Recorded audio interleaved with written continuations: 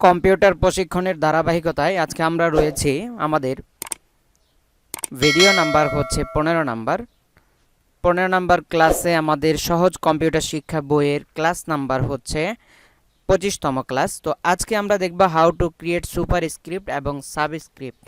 আচ্ছা, super script এবং subscript বলতে আমরা কি বুঝি?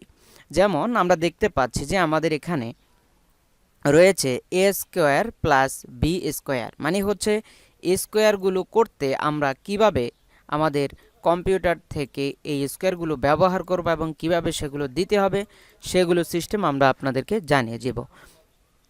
আপনি যেহেতু কম্পিউটারে আপনার সকল কাজ করবেন, সেই সাথে আপনি কিভাবে একটি সূত্র, ম্যাথমেটিক্যাল সূত্রগুলো আপনি কম্পিউটার থেকে খুব সহজে করতে পারবেন সেই সিস্টেমটা দেখাবো। এটা হচ্ছে উপরে স্কোয়ার দেওয়া এবং নিচে পাওয়ার দেওয়া, এই দুইটা সিস্টেমে দেখাবো। তো এই দুইটা সিস্টেমের জন্য আমরা আমাদের চলে যেতে হবে মাইক্রোসফট ওয়ার্ডে। আমরা মাইক্রোসফট ওয়ার্ডে চলে যাব। মাইক্রোসফট ওয়ার্ডে আসার পরে আমরা এখান থেকে জাস্ট ফন্টটা একটু বাড়িয়ে নিলাম আপনাদের বোঝার স্বার্থে, আমরা আরও বাড়িয়ে দিচ্ছি। তো এখানে আমরা দিব a plus B whole square, A square plus 2b plus B square. আমরা একটি সূত্র এখানে লিখে দিব। এখানে আমাদের যে সূত্রটি দেয়া আছে, এই সূত্রতে আমরা আমাদের যেই স্কোয়ারগুলো রয়েছে সেই স্কোয়ারগুলোকে আমরা কিভাবে করব সেটা দেখাবো। সেটা দুইটা সিস্টেমে করা যায়, একটি হচ্ছে কিবোর্ড শর্টকাটের মাধ্যমে আর আরেকটি হচ্ছে আপনার ম্যানুয়ালি করা যায়। তো আমরা এখান থেকে জাস্ট 2 যেটি থাকবে সেটিতে আমরা সিলেক্ট করব। যেমন এটাকে আমরা স্কোয়ার করতে হবে, জাস্ট এখানে সিলেক্ট করব এবং এখানে আপনারা দেখতে পাচ্ছেন যে এক্স স্কোয়ার রয়েছে, এখান থেকে আপনি এক্স স্কোয়ারটা ক্লিক করে দেবেন। এক্স স্কোয়ার ক্লিক করার সাথে সাথে আপনার এটা সুপার স্ক্রিপ্ট হয়ে যাবে। সুপার স্ক্রিপ্ট মানে উপরে চলে যাবে। আর হচ্ছে এ স্কোয়ার রয়েছে, আমরা এখান থেকে এটাকেও করে দিব A B plus B square, এটাকে আমরা এভাবে সুপার স্ক্রিপ্ট করে দিব। তো এরপরে আমাদের আরেকটি সূত্র রয়েছে যেটা H2O, অর্থাৎ পানির যেটা সংকেত, সেটা আমরা দেখিয়ে দিব। তো পানির সংকেতটি দেওয়ার জন্য আপনাকে যেটা করতে হবে সেটা হচ্ছে আপনার 2 যেটা, সেটাকে আপনি নিচে নামিয়ে দিতে হবে, সেটা হচ্ছে সাবস্ক্রিপ্ট। তো সাবস্ক্রিপ্ট করার জন্য আপনি জাস্ট এখানে সিলেক্ট করবেন এবং এখান থেকে আপনি ক্লিক করে দেবেন। ক্লিক করার সাথে সাথে কিন্তু আপনার এটার পাওয়ার যেটা সেটা নিচে চলে আসবে। তো এটা আমরা আরেকটা সিস্টেমও করতে পারি, সেটা হচ্ছে আমরা দেখাবো, আমরা লিখে দেখাচ্ছি।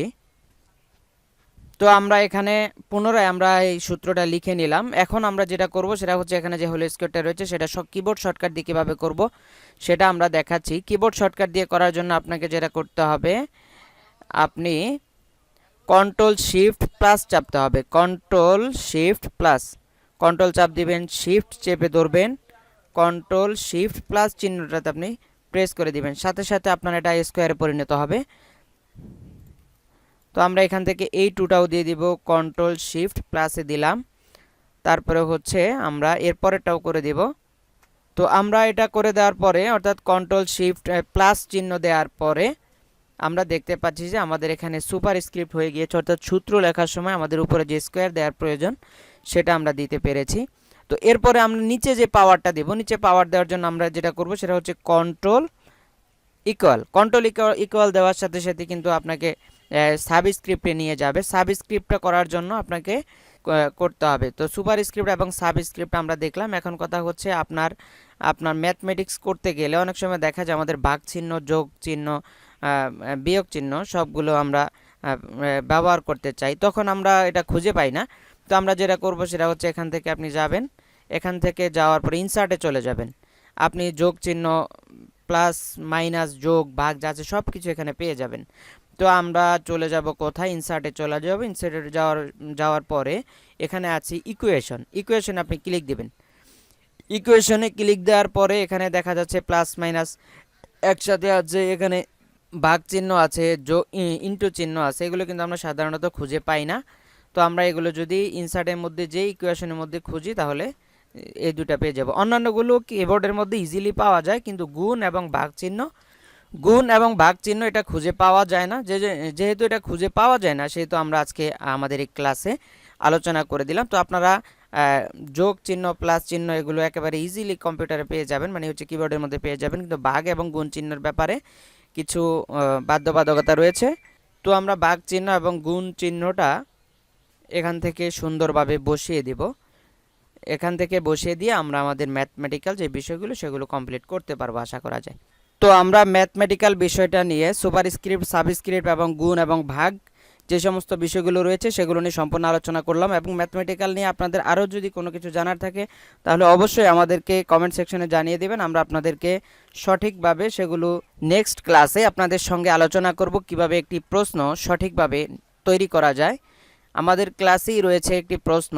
প্রথম হচ্ছে আমরা এক ফেজের প্রশ্ন তৈরি করব, তারপর হচ্ছে আমরা 2 ফেজের প্রশ্ন তৈরি করব।